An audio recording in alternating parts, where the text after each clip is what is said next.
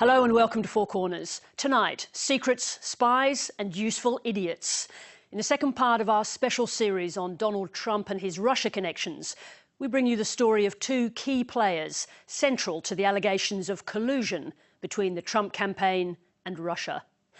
It's a story of spycraft, secret sources and an unlikely tip-off from a former Australian foreign minister.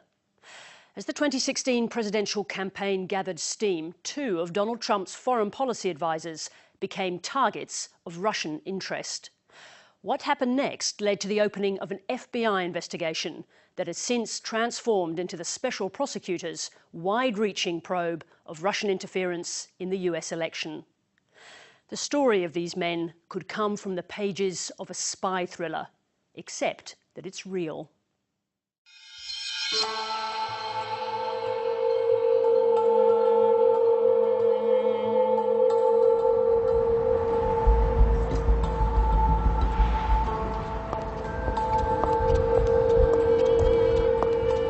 In the heart of Moscow is the place that best represents what Vladimir Putin stands for. The Lubyanka, the headquarters of the old KGB. Putin sees himself still very much as a member of that corporation, as a member of that brotherhood. That brotherhood is now called the FSB, but it still operates inside the Lubyanka. Next door is a large toy store with a giant neon Pinocchio. A reminder that in this city, spies like Vladimir Putin have always been the puppet masters. Whenever he can, he has reaffirmed his allegiance to the Russian secret police. He is still a KGB agent. That's how he sees himself. I think you have to remember how things work in Russia. No big decisions are made. They all go to one guy, Putin. So certainly what Putin is doing is waging warfare against the United States. That wouldn't be going on without not just his acquiescence or his blessing, but his active direction. And again, remember his background. He's a KGB product. James Clapper was Obama's Director of National Intelligence, the most senior intelligence official in the US during the election campaign. And there's a long history of their trying to involve themselves and influence elections in our country since at least the 1960s, but never, ever as aggressive, direct, and multi-dimensional as this interference in our election process. They clearly were interested in the Russians were, I think, in penetrating the Trump campaign. And the next President of the United States, Mr. Donald J. Trump! Throughout the 2016 campaign, grassroots support for the rogue Republican candidate grew, as Trump continued to welcome the endorsement of the Russian leader. Putin called me a genius. Putin said Donald Trump is a genius. They all said, thank you. She said, you are. That's right. But Putin said good things about me. He said he's a leader and there's no question about it. He's a genius. I love you all. Thank you, Ohio. Thank you. When news broke that Russia had hacked the emails of the Democratic National Committee, directly interfering in the election, Trump not only defied political convention, he flirted with notions of treason. Russia, if you're listening, I hope you're able to find the 30,000 emails that are missing. I think you will probably be rewarded mightily by our press. By the time of the first presidential debate in late September 2016, Russian espionage during the campaign was a hot topic. I was so shocked when Donald publicly invited Putin to hack into Americans. That is just unacceptable. It's one of the reasons why 50 national security officials who served in Republican administrations have said that Donald is unfit to be the commander-in-chief. I don't think anybody knows it was Russia that broke into the DNC. She's saying Russia, Russia, Russia, but maybe it was. I mean, it could be Russia, but it could also be China. It could also be lots of other people. It also could be somebody sitting on their bed that weighs 400 pounds, okay? Only a week earlier, as the candidates were doing their debate prep, a former spy arrived discreetly in the US Capitol on a mission involving the presidential election. Not a Russian spy in this case, but an ex-MI6 agent and Russia expert, now working as a corporate investigator. His name was Christopher Steele. He was hired in the spring of 2016 by Fusion GPS, a lobbying firm. The ultimate client was the Democratic Party. Chris didn't know that, but the question was, what is Donald Trump's relationship with Russia? So he funneled this out to his secret sources, and he waited. Steele was an MI6 agent in Moscow in the 1990s. As a private investigator, he'd worked on Russian cases for decades. The former head of our Secret Service had a very high opinion of him, and that his professional colleagues that I know also had a good opinion as to his professional honesty and commitment. Like any senior British intelligence officer, he would have had close relations with various branches of US intelligence. In mid-2016, Steele's sources had provided shocking answers to the question about Trump's links to Russia. What his sources were telling him was that essentially there was a conspiracy. First of all, there was a real-time espionage operation to try and affect the outcome of the 2016 election and to push Donald Trump across the line. Steele first passed the information to the FBI, but believing they'd taken no action, decided to meet with a hand-picked group of journalists, including veteran Washington reporter Michael Isikoff. It was at a private room at the Tabard Inn, and it was all business. I mean, Steele was there. It was clear he took this matter very seriously. I think that he thought he was sitting on some bombshell information that deserved to get out. The former spy had gathered raw intelligence into a dossier about members of the Trump campaign and their links to Russia. The information Isikoff focused on was about the recent trip to Moscow of a Trump foreign policy advisor called Carter Page. He told me that Page had meetings in Moscow in which he discussed the Trump campaign and help that the Russians could provide the Trump campaign in exchange for which Trump would be favorably disposed to lift sanctions on Russia. But what really got my attention was he said that he had reported this to the FBI because he believed it was a national security matter. I reached a source in the U.S. government who was aware of the particular allegations in this Steele dossier about Carter Page and confirmed to me that the FBI was indeed taking this seriously, was indeed investigating. It was the first story to report that there was an investigation by the U.S. intelligence community into somebody involved in the Trump campaign and their ties to Moscow.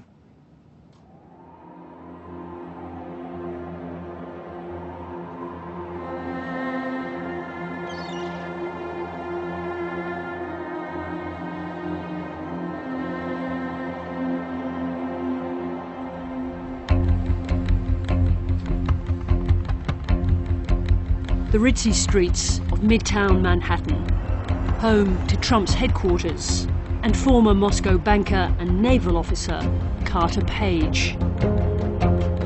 Page was barely known in political circles when Donald Trump named him as an advisor in March 2016. 2 years later, he's still embroiled in the Trump-Russia investigation. In every way, it's a witch hunt. There is zero basis for anything related to the controversy surrounding myself. What do you mean by witch hunt? Well, let's look at the definition of a witch hunt, right? This is a situation where you're trying to explain away things that you don't expect to happen. So you start attacking individuals. And that's exactly the situation that we have in this instance, right? How did an obscure Russophile like Carter Page get catapulted into Trump's advisory team? Wouldn't it be great if we actually got along with Russia? Am I wrong in saying that? Wouldn't it be great? It would be really nice if we got along with Russia. And wouldn't it be nice if we teamed up with Russia? The boss, Mr. Trump, wanted better relations with Russia, and he wanted that as one of his top priorities. Putin said some very good things about me. Putin is saying nice things about me. Okay. He's a strong guy. J.D. Gordon was director of the Trump campaign's National Security Committee. In early 2016, the candidate came under pressure to explain where his foreign policy advice was coming from. President Trump was criticized because he told the media the truth about his foreign policy advice. He says he watched the shows. He got his information from people on Saturday shows, Sunday shows, and he got criticized for that quite a bit. So he was basically put in a position where he had to come up with a foreign policy team right away.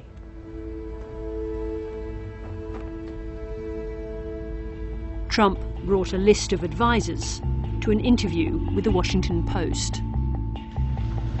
Mr. Trump, welcome to the Washington Post. Thank you.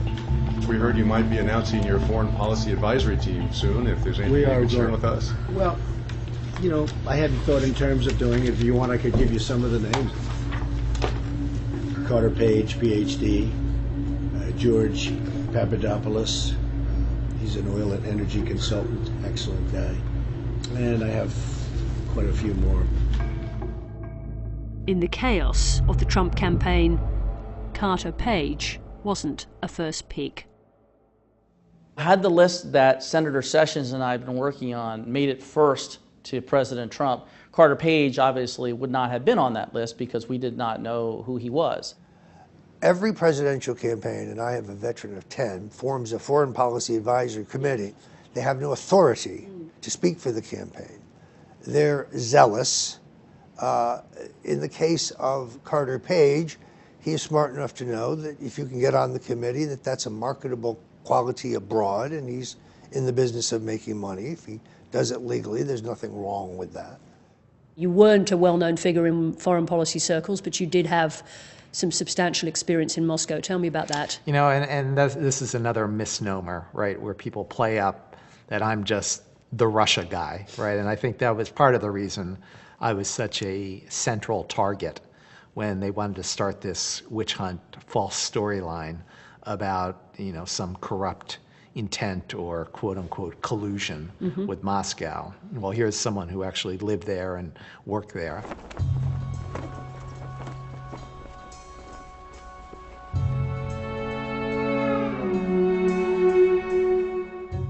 Carter Page worked in Moscow for US bank Merrill Lynch in 2004 for 3 years.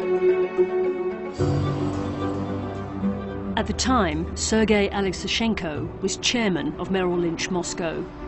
He worked with Carter Page. Alexishenko was also deputy chairman of the Russian Central Bank.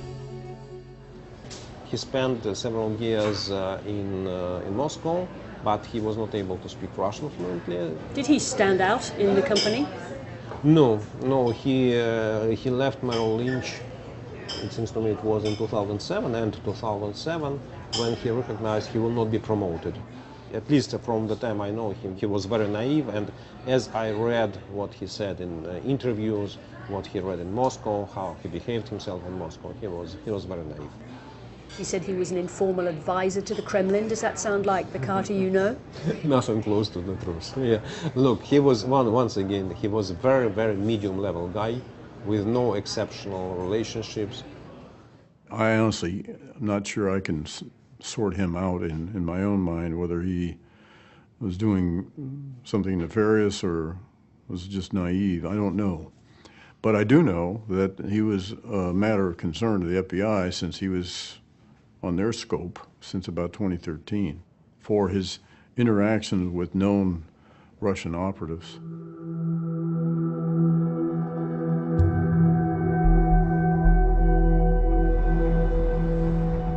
With no proper vetting of its hastily announced team, the Trump campaign was unaware that only a few years earlier, Carter Page was groomed as an asset by Russian spies. The spies were based here at the Russian mission to the UN in New York. The mission is used as cover for Russia's Foreign Spy Service, the SVR, to carry out espionage on US soil. Deep inside the building is a special room used for secret communications. In 2013, the FBI found a way to listen in. According to the FBI, Russian spies used the secure room to transmit their reports back to Moscow Center. It sounds like something out of a Cold War novel, but the reality is deadly serious. The FBI was able to get round the security here and record 2 Russian agents discussing their latest target, Carter Page.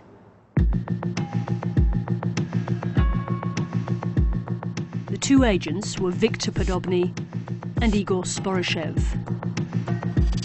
I also promised him a lot, that I have connections in the trade representation, meaning that I can push contracts. This is intelligence method to cheat.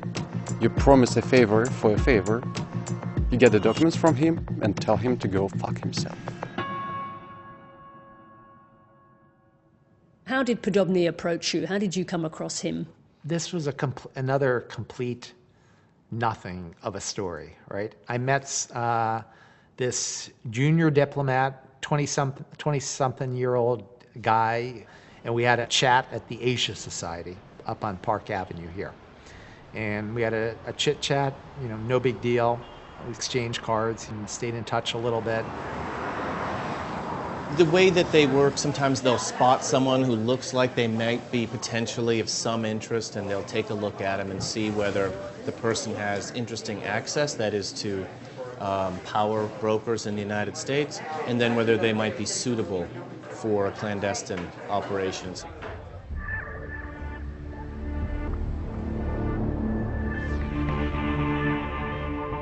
In a series of meetings in New York, Page gave Podobny information on the energy market that was publicly available. The level of interaction and engagement with him and the types of things we talked about, you know, if you talk about intelligence gathering, let's just put it this way, that it was at a much lower level than my average student sitting in my classroom at NYU.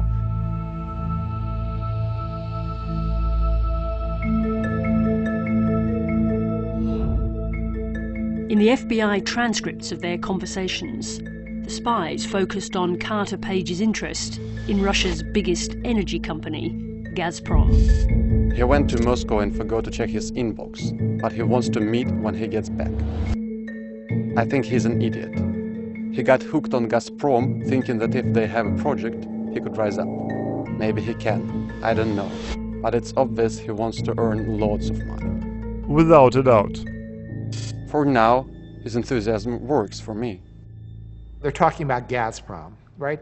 I know some of the top people in that company. If they were actually going to bribe me or to try to do some crazy scheme for whatever purpose, I don't know whatever conspiracy theory you want to throw out there, you think, you know, they might do that, you know, more directly with some better contact, either in Moscow or London or something, rather than this, you know, 20-something-year-old kid in New York.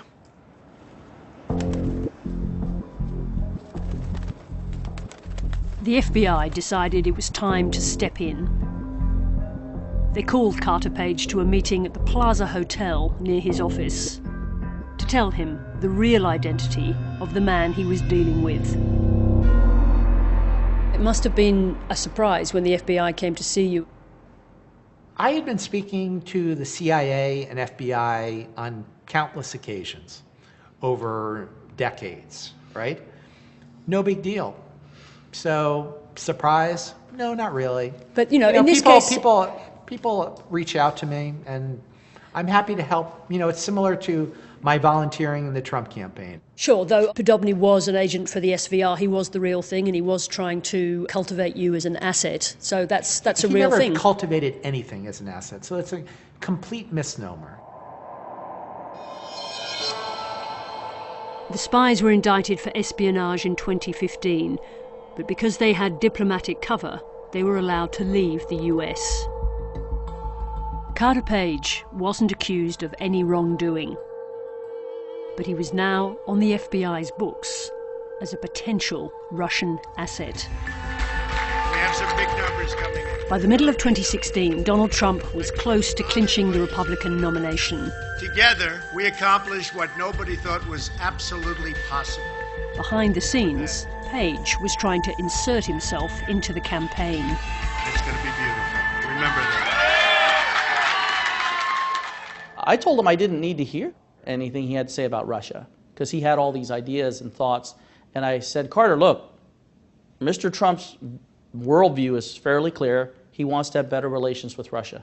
We don't need to get into the details of that. You don't need that for the campaign.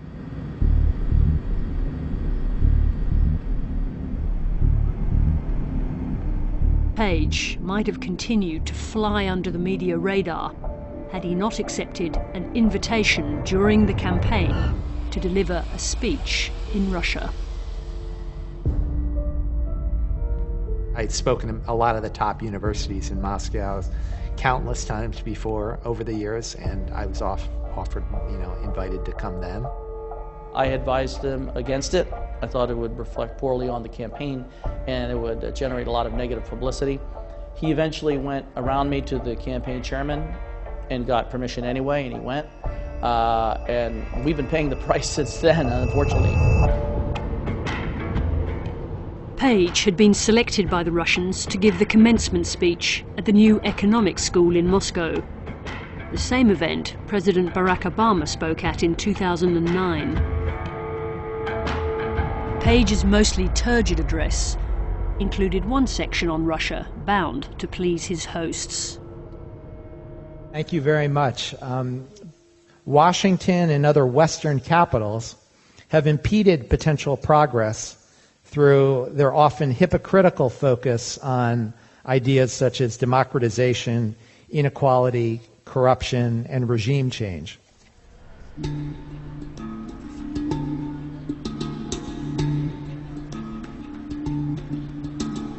On his journey home, Page emailed the Trump campaign, boasting of the high-level contacts he'd made in Moscow, fueling speculation that there was more going on than a simple speech.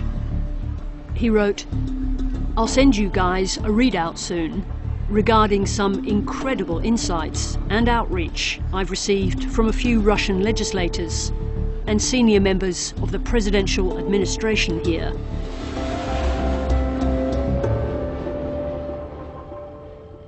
Is it possible that you were overstating your connections in order to make yourself look good with a campaign? We call it big noting in Australia. So, what is the basis for your conspiracy theory? It's not so much conspiracy theory. I'm just asking whether you were exaggerating the contacts you'd had. What I can explain to you is the nature of the constant interrogation I've had for 2 years now, right? You are typical, no offense to you, but you're typical of what I have to deal with all the time, right?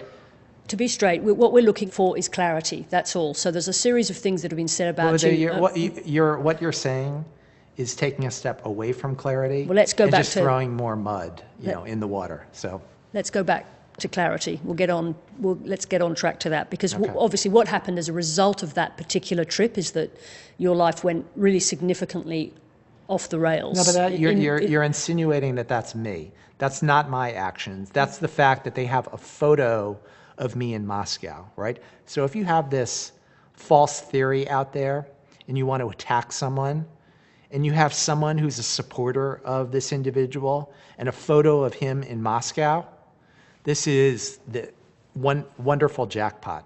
And that's what it's all about.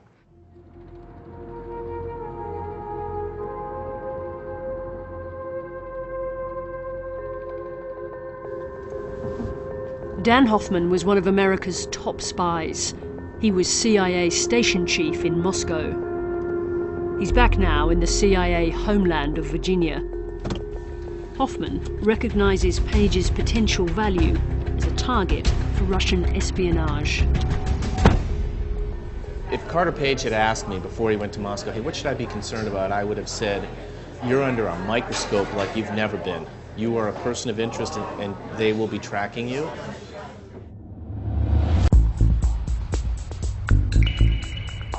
We don't know who was tracking Page on the Russian side, but the former MI6 officer Christopher Steele was being sent information about Page from his sources in Moscow. Less than 2 weeks after Page's trip, Steele filed a memo recording details of Page's visit to Moscow.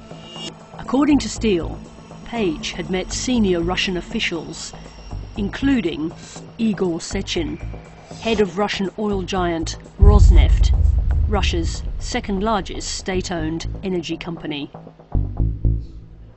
Rosneft is a huge, it's the biggest Russian oil company that, grabbed assets, stolen assets, nationalized assets of other companies. I would say it's maybe 37% of Russian oil production. So it's really a big company.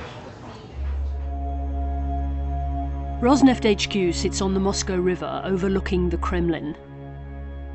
CEO Igor Sechin is a close ally of Putin's. Igor Sechin was personally targeted by the US sanctions imposed after Russia's invasion of Ukraine, the toughest sanctions ever imposed by the US on Russia. Michael McFaul was ambassador to Moscow under Obama. Igor Sechin had a great interest, a profound interest in having those sanctions lifted. Without question. I mean, remember, he's on the sanctions list. He can't travel to the United States. And it's hard to be the CEO of the largest oil company in Russia if you can't travel to the United States when your chief partner is located in Houston. Did you meet Igor Sechin on your visit to Moscow? Never. I never met him then, and I never met him at any time in my life.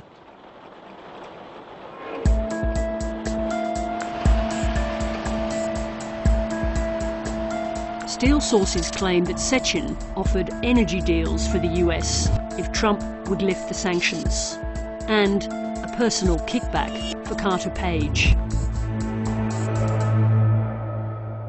What I can tell you for sure, without question, is there was never any discussion of any quid pro quo or anything I, myself, or anyone, I was supporting at the time could possibly do to change that one particular policy, which is sort of a piece of minutia in a much broader set of issues.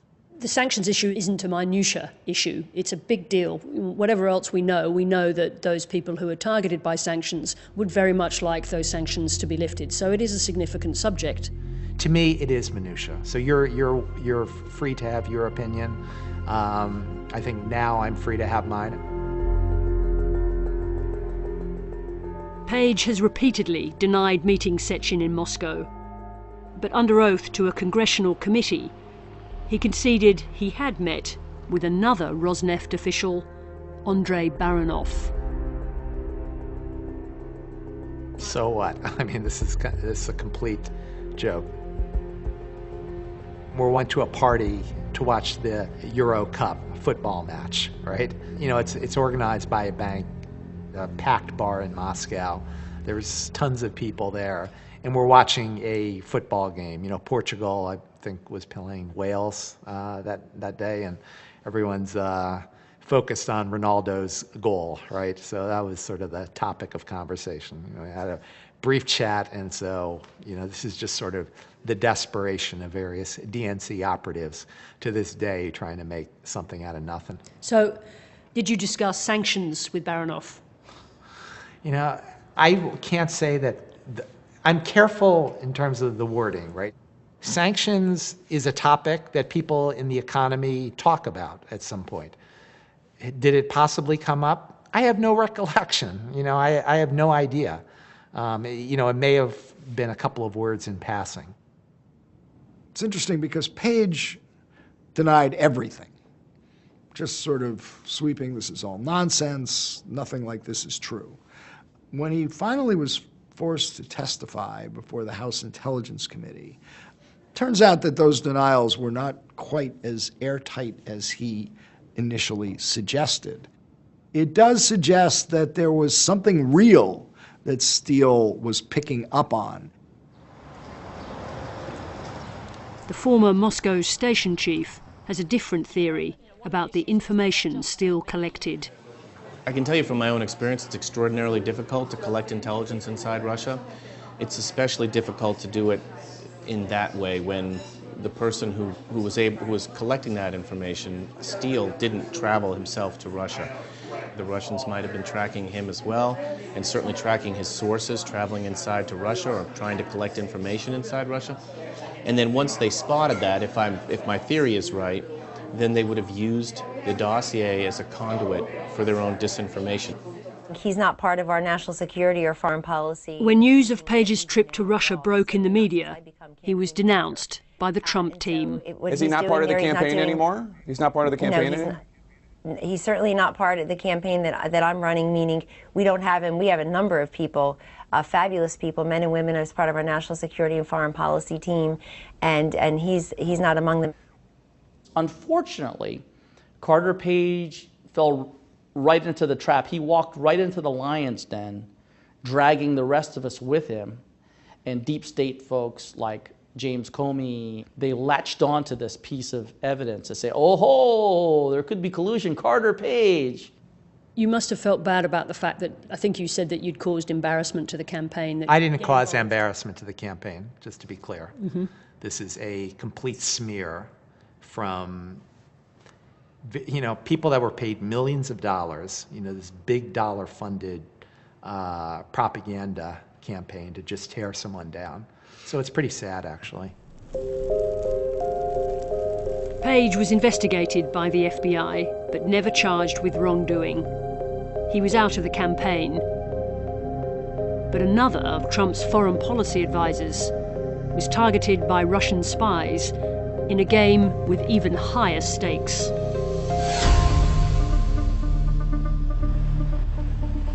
It's been a bitterly cold winter in Chicago, another city where the Trump brand has made its mark.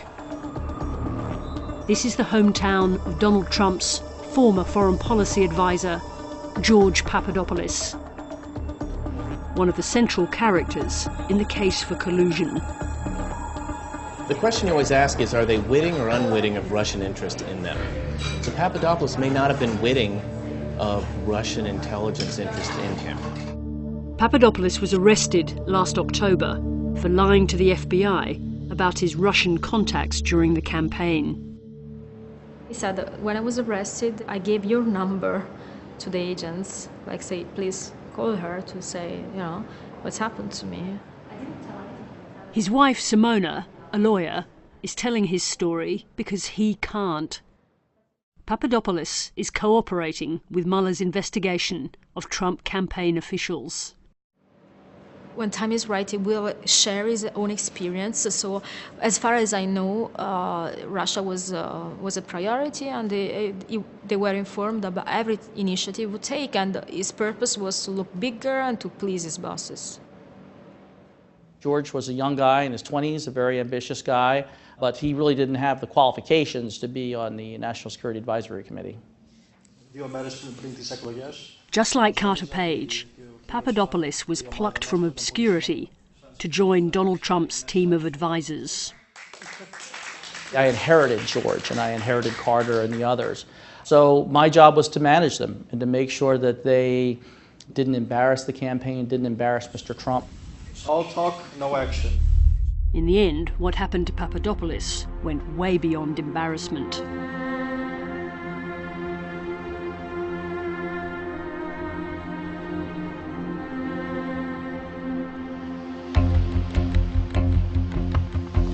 Papadopoulos' story takes us to London, the location of so many Russian spy stories from the Cold War to the present day. Here in 2016, soon after he was named as an advisor to the Trump campaign, Papadopoulos was cultivated by a Maltese professor, Joseph Mifsud, who boasted of high-level Kremlin contacts.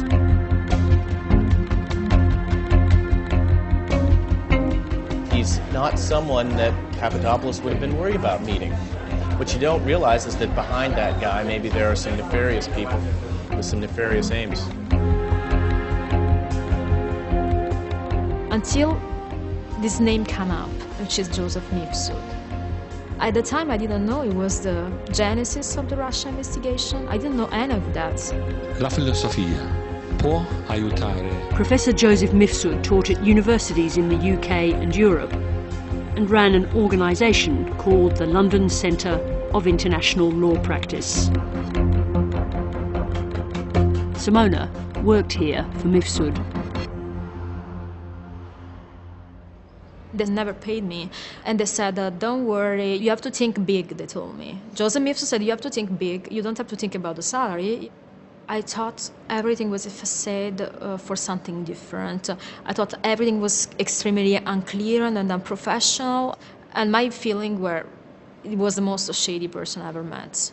Did you have any sense of his connections to Russia at that point? Yes, because he was constantly in Moscow. Professor Mifsud's first offer to Papadopoulos was to use his connections in the Kremlin to broker a meeting between Vladimir Putin and Donald Trump. I wish he could organize such a meeting. Between Trump and Putin? Yes. Excited by the prospect, he took Mifsud's offer to a meeting of the Foreign Policy Committee, headed by future Attorney General Jeff Sessions, with the candidate Donald Trump. One meeting we did have with President Trump in March of 2016, George floated the idea of a meeting with Putin and Mr. Trump. And that meeting idea was shot down by Senator Sessions, and the senator asked us not to ever speak about it again because it was a bad idea for a lot of reasons. There are contradictory accounts of what happened in this meeting. Others at the meeting say this idea was dismissed, but Papadopoulos has said something different. He's told Mueller's investigators that he believes he got a green light. What was his understanding about whether it was encouraged to continue? I can't answer straight to this question because, again, it's the hot topic of the investigation, but I would give my personal opinion, which is it's very unlikely that a young foreign policy advisor would take an initiative or put forward an initiative without the blessing of the campaign. Papadopoulos says his efforts to make contact with the Kremlin were approved by senior campaign officials. He checked everything with the campaign. He wasn't running around doing it himself? No, never. Steve Bannon, definitely. Michael Flynn, yes, he was in touch with them. Brian Lanza. And all of them, Steve Bannon, Lanza, Flynn, all encouraged him to continue his liaison with Russians? Yes. He was trying to set up a meeting between Putin and Trump and never was stopped in this purpose.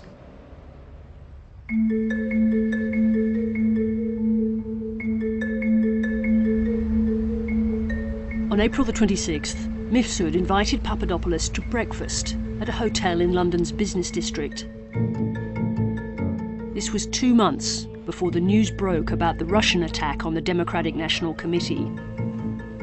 Professor Mifsud had just returned from a trip to Russia. He had astonishing news. Over breakfast, Mifsud told Papadopoulos that he'd met high-level Russian officials on his trip to Moscow.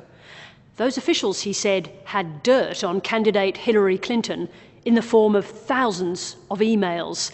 It's not clear where Mifsud got his information or why he passed it on to the young American, but the information was correct. It seems likely that the Russians targeted George Papadopoulos to pass that information back to the Trump campaign. There's that possibility the Russians were throwing this out as, you know, a little bit of churn in the water, a little blood in the water there for the sharks to come out. And it would have been the kind of thing that they would have been happy to give up, and it would have served their purposes. And the best way, for Vladimir Putin, the best way to soil our democratic process is link it in some conspiratorial way back to Kremlin. Did George tell the campaign what Mifsud had told him? This is the object of the investigation going on, so there is secrecy out of that. I can't talk about it.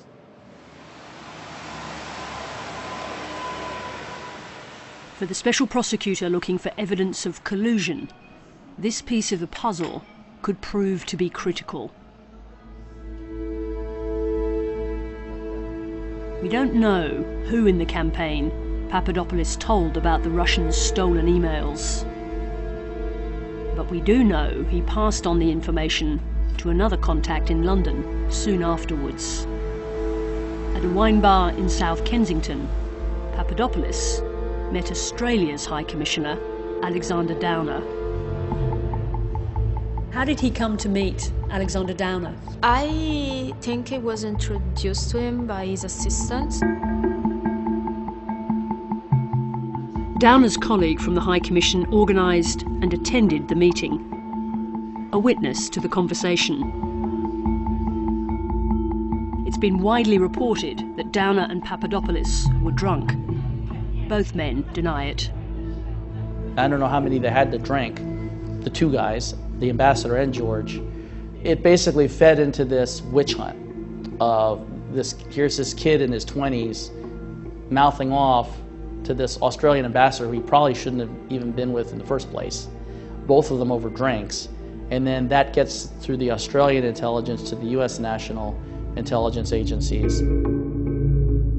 Papadopoulos told Downer that the Russians had dirt on Hillary Clinton and were planning to use it.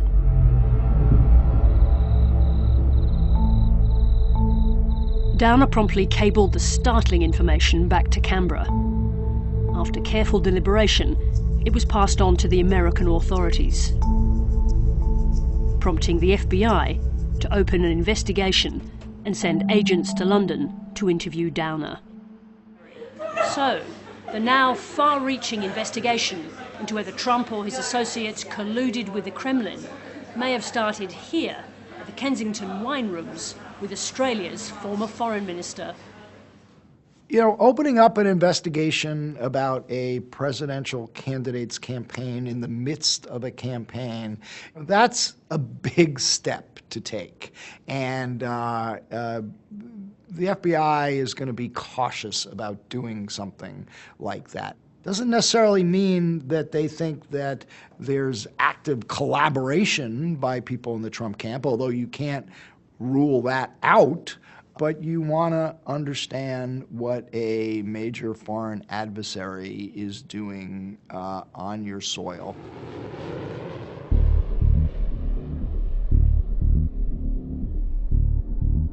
Last year, 6 months into the new presidency, after a summer holiday with Simona, Papadopoulos flew back to the US. He was still hoping to secure a job in the Trump administration. I was with my sister in Rome and just waiting for his flight to land. Then he was messaging me from the shuttle train.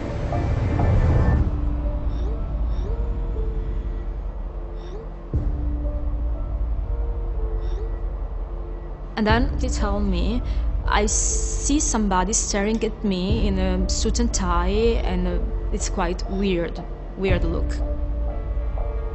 I thought he was paranoid, maybe he's jet-lagged.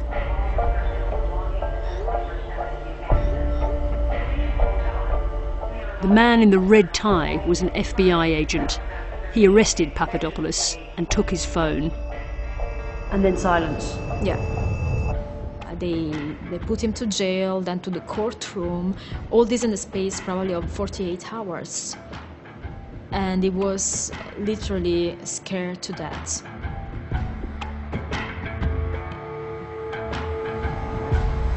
To the best of my knowledge, George Papadopoulos never had a Donald Trump email address ever in his life. He was a volunteer like the tens of thousands of others.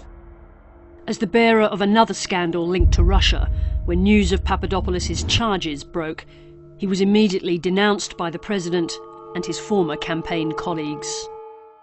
He was the coffee boy. He had nothing to do with the campaign, and all of this contact with alleged Russians is something completely beyond the scope of his volunteer duties. He wasn't a coffee boy, obviously, because then that fell into the narrative, well, if he's the coffee boy, why is he sitting at a meeting with the current Attorney General and the current president, right in the middle? George was constantly in touch with the high-level officials. He helped organizing the meeting between Trump and the LCC, the Egyptian president. So, I mean, of course, this is not the task of a coffee boy. He really was approved in anything he did. He was not a freelancer taking initiative on his own. George Papadopoulos pleaded guilty to lying to the FBI. He surrendered his passport and is waiting for sentencing. For now, he's bound by his deal with the Mueller investigation to remain silent. George is the person who was the target, identified by Ms. Fludo to offer those hacked emails. He decided to cooperate with the FBI and is putting his knowledge fully at disposal of the government. So, as I said, it's a piece of a puzzle, but it's an important piece, and his contribution is going to make a difference. This is the witch hunt of the century, and it's hoax meant to destroy the president and dozens of people around him. It's sickening, and the people who are doing these things, the media and the members of Congress, really need to be held accountable. You saw your nation convulsed by division caused by the Watergate scandal. How does this compare? Well, I think what's going on now makes that pale. That was purely a domestic thing. We didn't have the involvement of a foreign adversary, our prime foreign adversary, Russia, in that. And so to me, it's much more worrisome. So these are dangerous times. They are.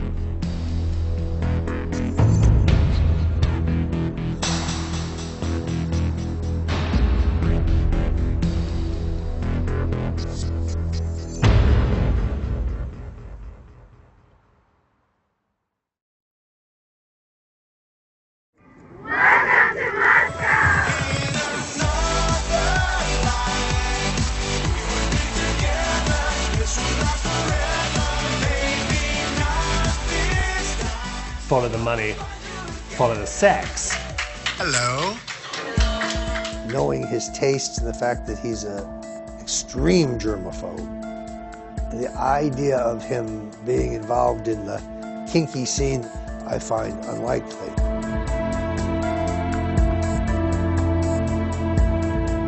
It is worth noting that sexual compromise was something very much in the FSB's playbook. What I think Vladimir Putin was doing was deliberately leaving a trail of breadcrumbs from Trump Tower to the Kremlin. Some funky lawyer was being sent to Donald Trump to try to seduce him into thinking that, that they could help his campaign. I wouldn't call her just a lawyer. What I would say is that she's a Russian operative. I have come a long way to ask this question. Are you a spy or an agent for the Russian government?